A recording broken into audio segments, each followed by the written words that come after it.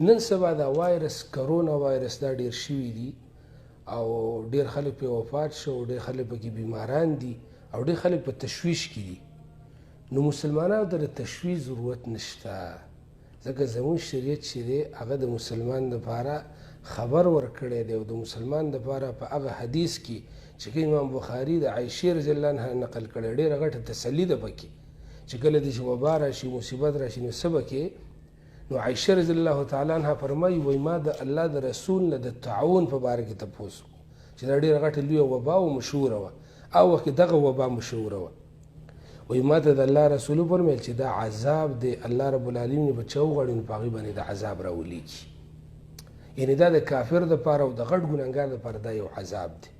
او دا د مسلمانانو دپاره رحمت دی. د الله رسول داسې ویلي، یعنې په دنیا کې خو ده باندې مصیبت تیر شي دی پرې مړ شي، خو دا د دپاره ذریعه د رحمت او د خیر ده او په دې باندې ده ته ډېر خیر میلاو شي. څنګه؟ لکه د الله رسول فرمایي چې کوم سړی په تعاون بیمارۍ کې واقع شو او ده یو کار دا وکړو فیمکثو فی بلده په حق خپل ځای کې پاتې شو ونه تښتېده، دویم کار یې دا وکړو چې صبر یې وکړو، دریم کار یې دا وکړو چې ثواب نیت یې وکړو، او څلورم کار دا و چې دا عقیده وه چې ما ته دا بیماري الله رب العالمین لګولې ده.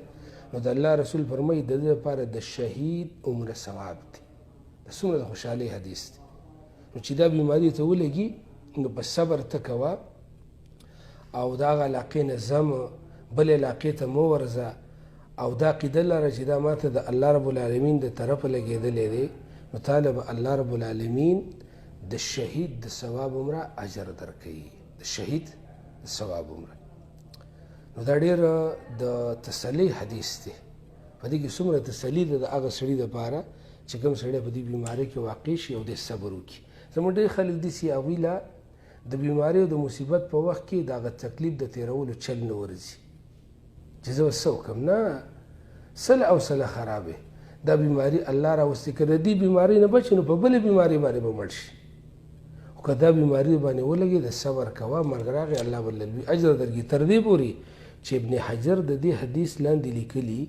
که دا یو وبا راشي او سړی په هغې کې صبر وکړي او ونه تښتي او دی په دې بیمارۍ کې بچم شو او بیا په بلې بیمارۍ باندې مړ شي، یعنې بغیر د وبا نه مړ شو، وایي د ده لپاره بیا هم دقه ثواب دی چې دله به الله رب العالمین د شهید عمره اجر او ثواب ورکوي.